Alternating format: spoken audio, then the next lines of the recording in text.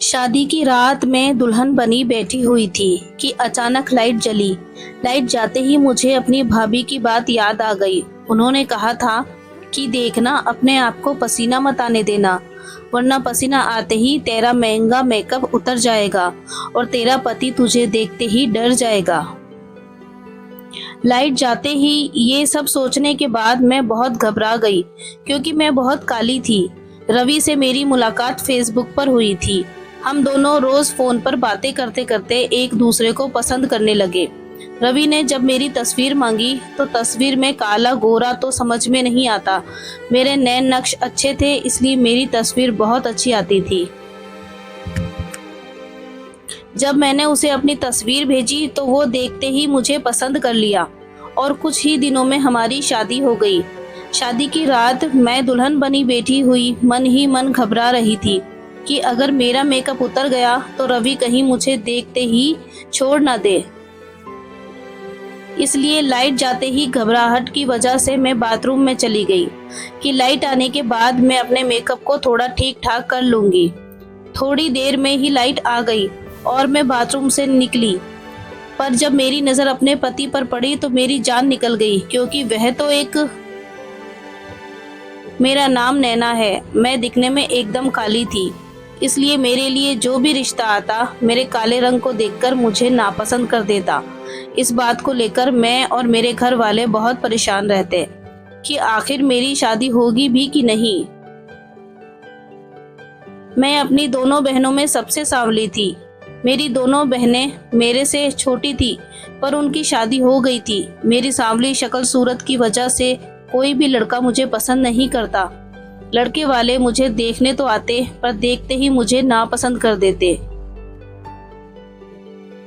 अगर मेरी सांवली सूरत को ना देखा जाए तो मैं हर चीज में आगे थी। अच्छा खाना बना लेती और पढ़ने में भी ठीक थी, पर हमारे समाज में मुझ जैसी लड़कियों की हर खूबी उनकी सांवली रंगत में छुप जाती है। मेरे लिए आने वाले हर रिश्ते मेरे मुंह पर ही कह देते थे कि ये लड़की तो बहुत सांवली है। अगर अपनी छोटी बेटी का रिश्ता करना चाहते हैं तो बता दीजिए। वो लोग ये नहीं सोचते कि इस छोटी सी बातों से मेरे ऊपर क्या गुजरता होगा। लड़के वालों के जाते ही मैं खूब रोती, माँ मुझे बहुत समझाती। धीरे धीरे करके वक्त गुजरता जा रहा था और मेरी उम्र भी निकलती जा रही थी। कुछ दिन बाद मेरे से छोटी मेरी दोनों बहनों की शादी हो गई। मैंने और मेरे घर वालों ने तो मेरी शादी की उम्मीद ही छोड़ दी थी, पर कुछ दिन बाद उम्मीद की किरण तब नजर आई जब मैंने फेसबुक ओपन किया। फेसबुक पर ही मेरी मुलाकात रवि से हुई थी। रवि दिखने में काफ़ी खूबसूरत थे। मैंने फेसबुक पर उनकी तस्वीर देखी थी। मैंने फेसबुक तो लॉगिन किया था, पर उसमें मेरे नाम के सिवा और कुछ नहीं था। मैंने अपनी एक भी पिक्चर फेसबुक पर नहीं डाली थी। पर जब मैंने रवि को फ्रेंड रिक्वेस्ट भेजी तो उन्होंने एक्सेप्ट कर ली। उसके बाद हम दोनों की चैटिंग से बात होने लगी। बातों ही बातों में उन्होंने मुझसे मेरी तस्वीर मांगी। पहले तो मैं तस्वीर भेजने में हिचकिचाई, पर जब रवि ने ज्यादा जिद की तो मैंने मोबाइल की मदद से अपनी तस्वीर को फिल्टर करके भेज दी। मेरे नए नक्श तो बहुत सुंदर थे, बस कलर का ही सवाल था, और फिल्टर करने के बाद मेरी तस्वीर बहुत खूबसूरत आई। मेरी तस्वीर देखते ही रवि बहुत तारीफ करने लगे। काफी दिनों तक हमारी फेसबुक पर बातें हुई। उसके बाद रवि ने मुझे प्रपोज कर दिया। मैं तो यही चाहती थी। जब यह बात मैंने अपनी माँ को बताई और रवि के बारे में सब कुछ बताया कि रवि एक सॉफ्टवेयर कंपनी में इंजीनियर है और मुझे पसंद करते हैं, तो माँ भी बहुत खुश हुई। उन्होंने फोन पर रवि के घर का एड्रेस लिया। पता पाने के बाद माँ और भैया रवि को देखने रवि के घर गए। मैं बहुत खुश थी, पर न जाने क्यों माँ जब उधर से आई तो बहुत उदास। मैंने जब माँ से पूछा, माँ क्या हुआ, उन लोगों ने क्या कहा, तो माँ ने दबे शब्दों में कहा कि उन्होंने कहा कुछ नहीं, वो लोग तुमसे शादी करने को तैयार हैं और शादी सादगी से करना चाहते हैं। शादी सादगी से करना चाहते हैं। ये बात सुनकर मेरे मन में कुछ खटका, क्योंकि रवि घर के इकलौते बेटे थे और वह भी शादी सादगी से करना चाहते हैं। यह क्या बात हुई।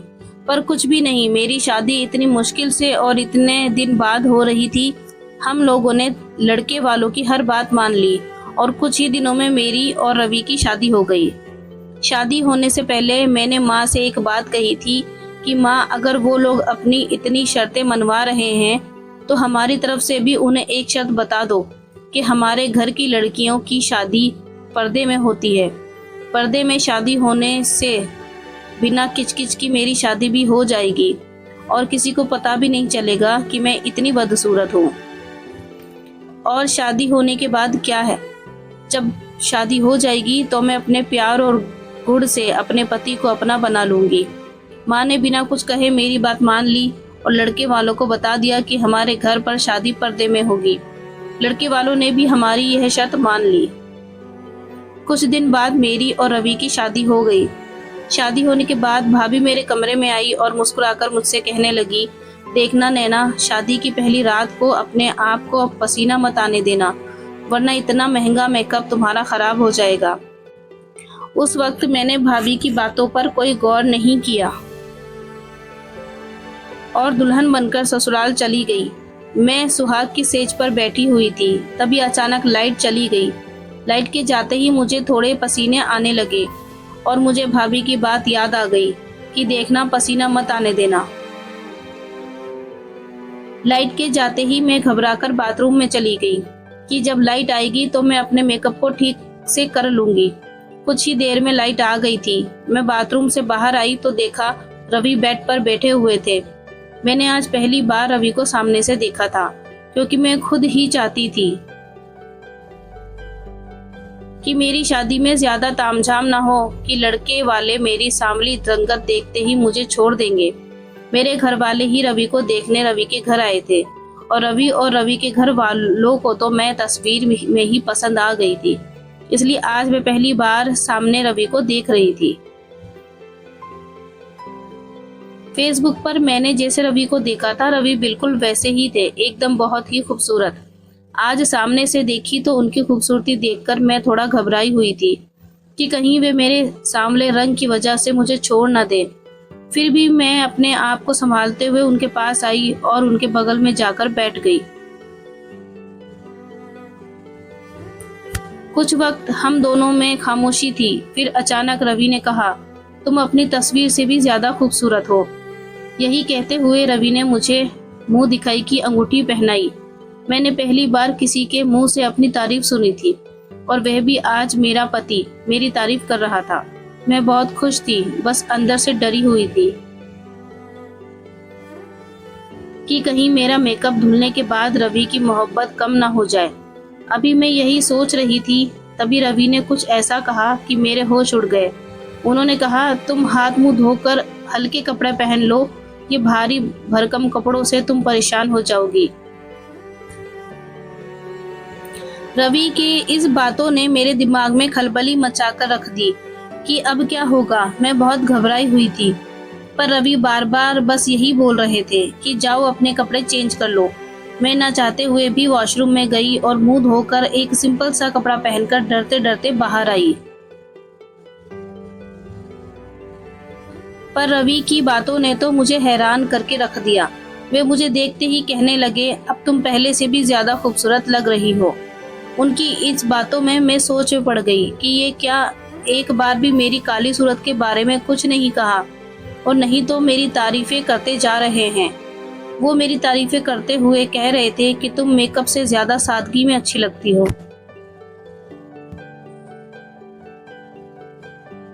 वो बस मेरी तारीफ किए जा रहे थे और मैं अपनी किस्मत पर रस कर रही थी कि भले ही मेरी शादी लेट से हुई, पर एक बहुत अच्छे और खूबसूरत इंसान से हुई।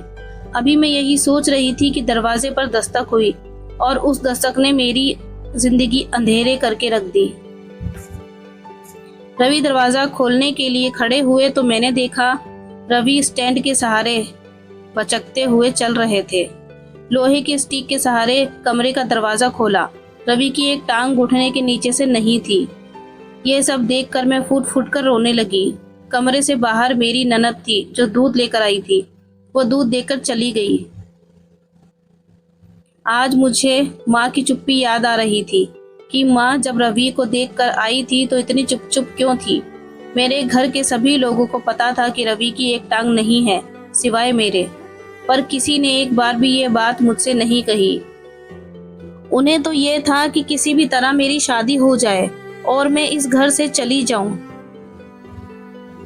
यही सब सोचकर मैं फूट फूट कर रो रही थी कि रवि मेरे सामने आकर बैठ गए और कुछ देर मुझे रोते हुए देखते रहे और फिर कहने लगे, क्या तुम्हारे घर वालों ने मेरे बारे में तुम्हें कुछ नहीं बताया था?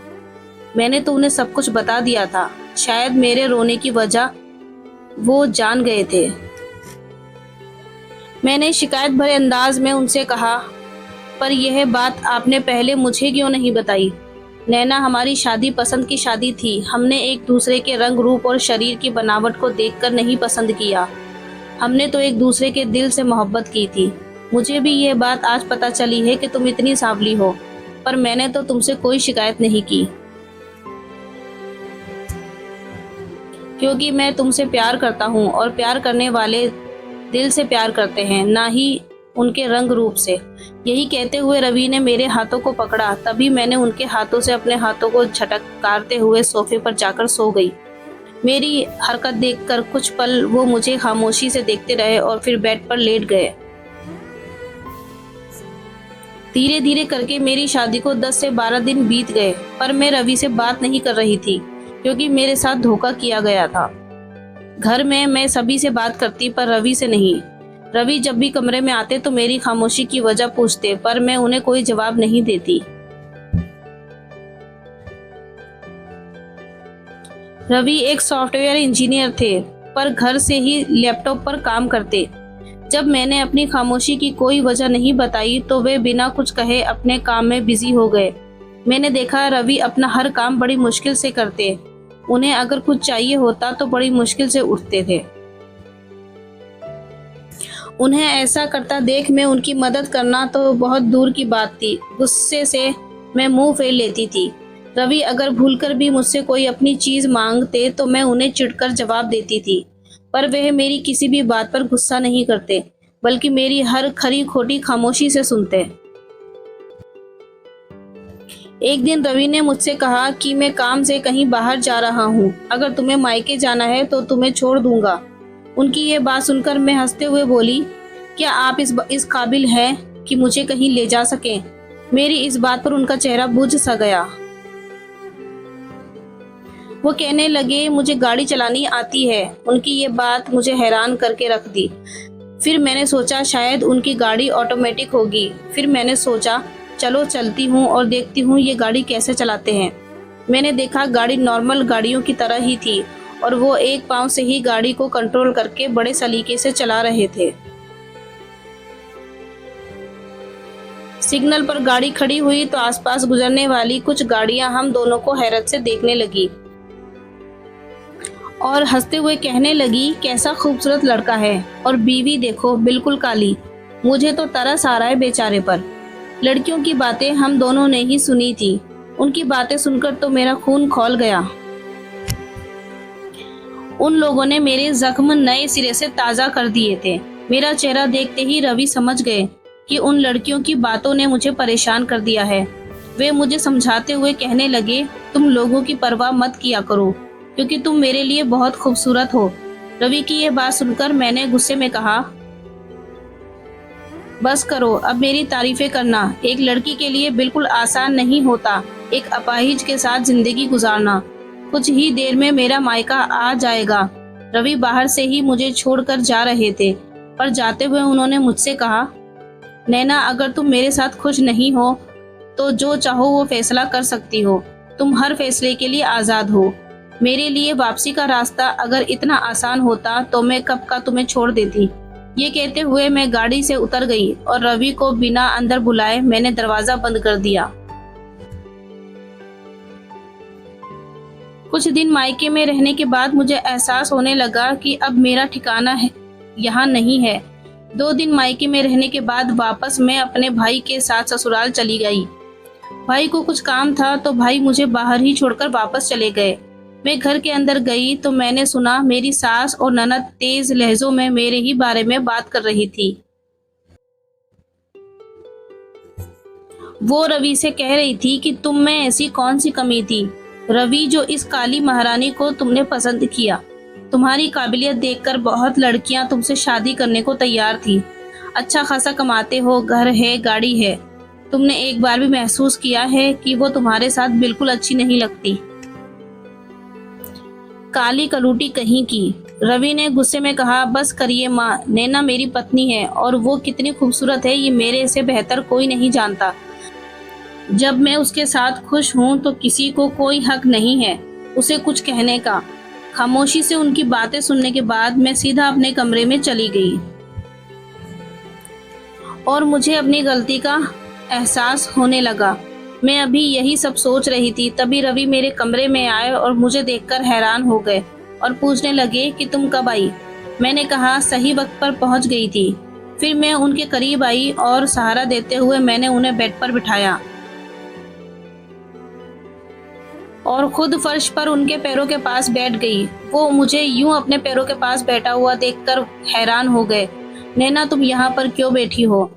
उनके इस बात पर मैं फूट फूट कर रोने लगी। आज मुझे एहसास हो गया था कि रवि ने मुझसे सच्चा प्यार किया था, इसलिए मेरे अंदर की कोई भी कमी उन्हें नजर नहीं आई और मैं थी कि बस उनमें कमियां निकालती जा रही थी। मुझे अपनी गलती का एहसास हो गया था। मैंने रवि से माफी मांगी और आज मैंने रवि को अपना सब कुछ सौंप दिया। आज मैं उनके साथ बहुत खुश हूँ क्योंकि वह एक बहुत अच्छे इंसान है और सबसे बड़ी बात तो यह है कि वो मुझसे बहुत प्यार करते हैं। ज़रूर बताएं। ऐसी और कहानियाँ सुनने के लिए हमारे चैनल को सब्सक्राइब करें और वीडियो को लाइक करें। मिलते हैं फिर एक नई वीडियो में, तब तक के लिए धन्यवाद।